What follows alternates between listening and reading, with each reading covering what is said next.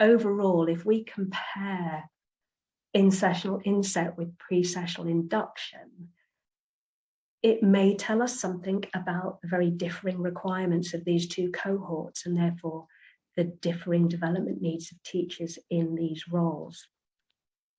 So what we've got here are some items from a pre-sessional induction, and I've highlighted in green the things which overlap with the in-sessional inset.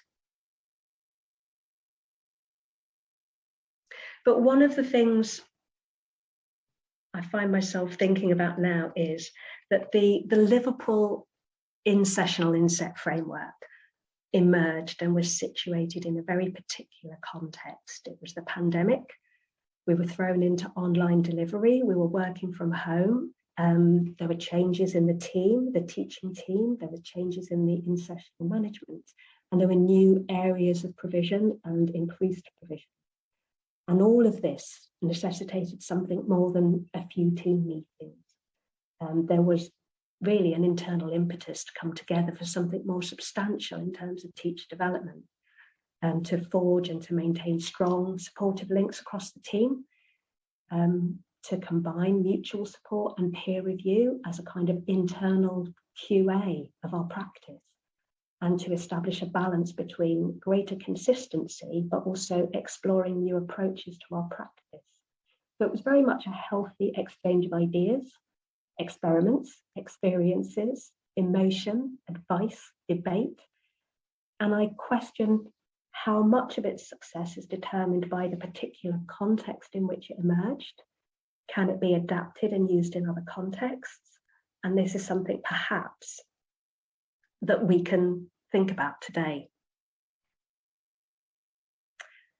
So for now, that's the end of part one, and I'm happy to deal with any questions before we move on. Okay, so the next 20 or so slides are taken directly from the inset session that we did on developing effective in-sessional materials. And this was easily a 2-hour session. So before your hearts sink, the intention is not to go through it all in great detail, but to summarize the content, highlight some key points, and link this session to other inset sessions and the wider in-sessional matters. So think of these slides as appendices. You may want to read about them in more detail if you're interested afterwards. But really, I'm just going to sort of talk through what each of them are without going into too much details. So we looked at different approaches and examples of materials. We did develop a principled framework for materials. We thought about our minimum standards, some do's and don'ts, and then further support and resource materials for materials development. So with the approaches and examples, we all basically piled in with suggestions, and the question of quality was very much a part of the process of materials production. So these were the different ways that people suggested you might approach developing effective in-sessional materials. That might be things from looking at, module handbooks, going to lectures, talking to tutors, okay? Reading lists, assessment briefs, doing a needs analysis. So these are all suggestions for ways of getting started with figuring out what materials you're going to need to develop. I am going to zip through these, apologies, but the slides will be available afterwards. And then we also thought about this question of how do we evaluate in-sessional materials? What's the basis on which we would do that? And we thought about skills, criteria, how we would apply that to existing materials, that the materials must be valid, there must be some kind of interaction, and do the students do something in English, not just listen to us teachers telling them something. So what sort of activities are they doing? And these are all ways of measuring the effectiveness of our materials. And these were some of the suggestions that came from the team as well, that, we need to give them not too much, not too little, just enough.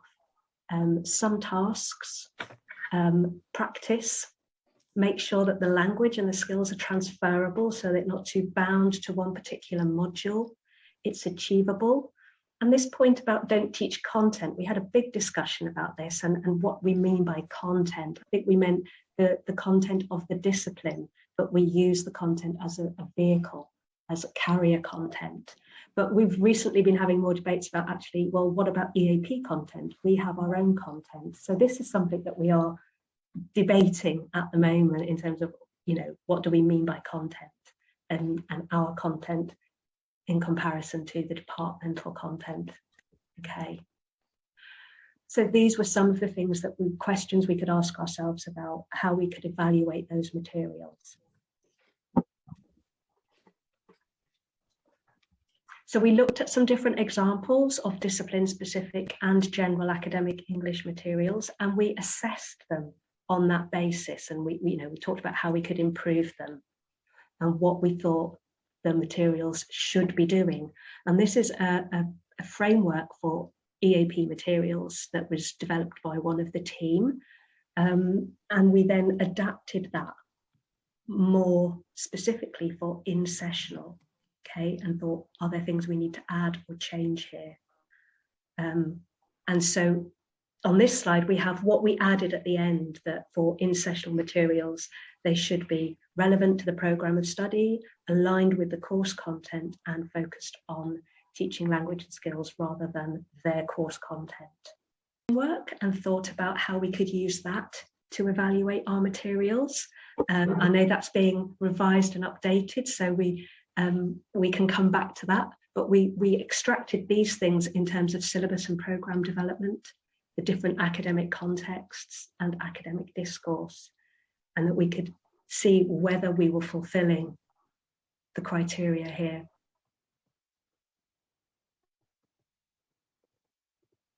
Okay, I'm going to zip ahead.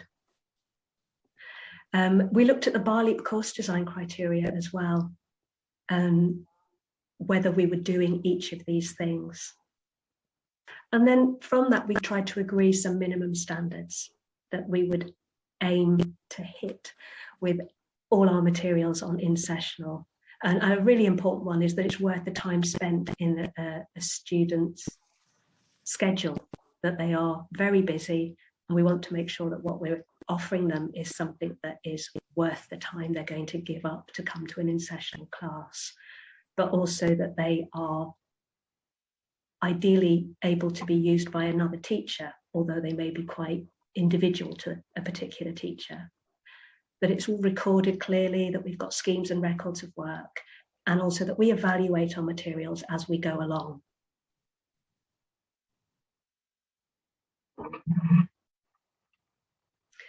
We looked back at our BALEAP accreditation report, and we thought, okay, that's what they said in 2016. Does that still stand? Are we still achieving this? And we focused very much on trying to make sure that the materials were focused and timely, that they're doing the right thing at the right time for the students' deadlines. And this again connects with syllabus design, but that we've got information from handbooks, lecture content, talking to departments, analysing assessment criteria, and helping students to ask the right questions.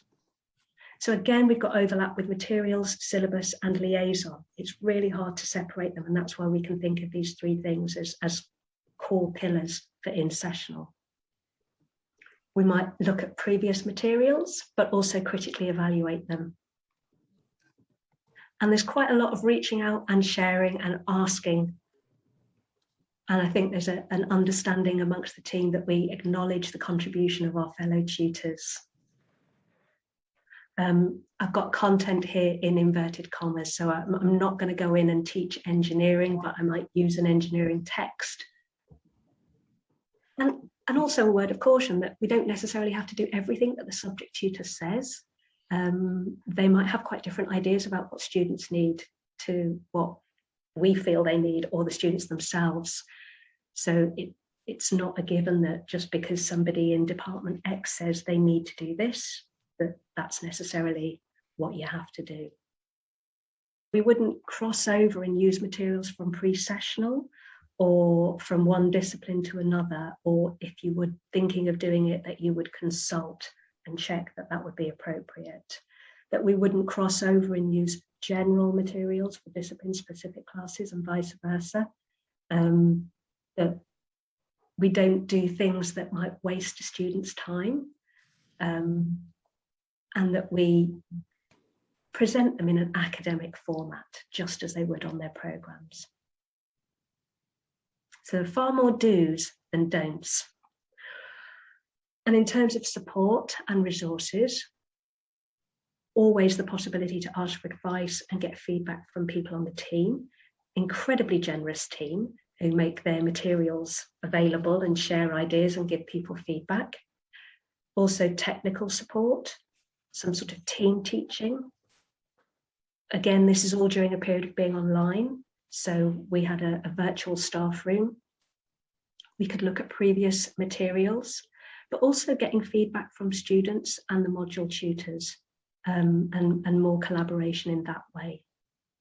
And sort of regular meetings where we can share and give each other feedback on our materials. Try and do from that was to take it further with a broader review of materials and actually audit the materials that we've got and think about stuff that we don't need anymore or that isn't in keeping with the minimum standards that we've agreed. We haven't done that completely yet. It's an ongoing thing. But again, another tool that we can use is something like the CEM model with a balanced scorecard. Look at our practice and our materials in terms of how contextualized, how embedded we are, and how well mapped our materials are. So some key questions that we can ask ourselves from that balanced scorecard to do with academic discourse and how embedded we are, or that we're very contextualized. We could do more with embedding, and I think we're also very, very closely mapped in our discipline specific. But this is looking just at EAP staff, at the tutors themselves. So that's a sort of a whistle-stop tour of that, but more broadly, I think we can say that with the materials, effective ISE provision is really tied in with liaison being integrated. It works best when we have that collaboration with departments. And again, that's something where we're not there yet. We're hoping to get more embedded. And think about this comment, or the title from Ding and Bruce's book about operating on the edge of academia, EAP tutors. And I think there is truth in that, but hopefully we are getting a bit closer. And I'm just going to sort of conclude with a comment from a colleague, given their consent for me to use this comment, who, when they moved onto in-sessional, said, now I feel like I work at a university. And it made me question, where did they feel they'd been working before? But also, what is it about in-sessional that made that person feel that way? Does it enable that feeling because of the liaison, working with departments, etc.? Just like to also roll the credits on the in-sessional team, because that whole materials development session was co-built with them. The inset framework was co-built with them. So to acknowledge that this is very much a team effort of everyone working together on this. And we've gone from that opening image of one penguin taking a plunge while the others are sort of watching, to a bunch of very happy penguins plunging into uncharted waters together. So I think those are some references. And just to say thank you